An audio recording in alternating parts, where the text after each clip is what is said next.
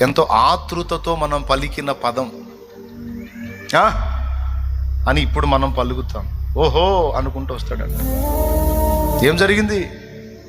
ఎందుకు అంతలా కేకేసావు? ఎందుకు అంతలా ఏడ్చావు? ఏమైంది బిడ్డ? ఏమైంది? ఎందుకు అంత కలవరపోయావు? నానా అంటే చాలు, ఏం నా బిడ్డ అనుకుంటూ వస్తాడంట. వెంటనే స్పందిస్తాడంట. అది అదని అర్థం. అయ్యో నా బిడ్డకి ఏదో జరిగిపోయిందని పరిగెత్తిన తండ్రి వల్లనే ఆదమర్చి ఉయ్యాల్లో నిద్రపోతున్న బిడ్డ కేరమని కేక వేస్తే ఉలికిపడి అమ్మ లేచి పరిగెత్తుకుంటూ పోయి బిడ్డ మీద చేసేసిద్ది. ఏమన్నా ఆలస్యం చేసిద్దా? ఆ అమ్మ కంటే ఎక్కువ నా యేసయ్య.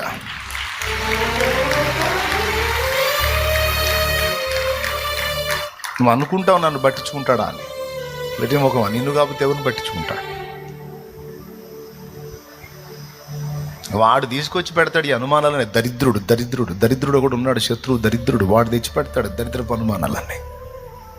వాడి మాటలు ఎందుకు వింటాను? వాడిచ్చే ఆలోచనలు ఎందుకు తీసుకుంటాను?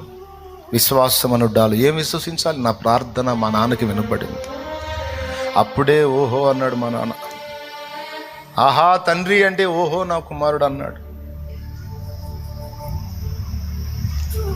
ఉల్లమునెత్తి పిలిచిన వేళ నోహో నన్ను దరికి వచ్చు.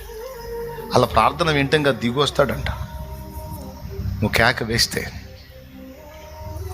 భక్తుల అనుభవం. ఏ బంధము కూడా చాలదు యేసు అనుబంధానికి.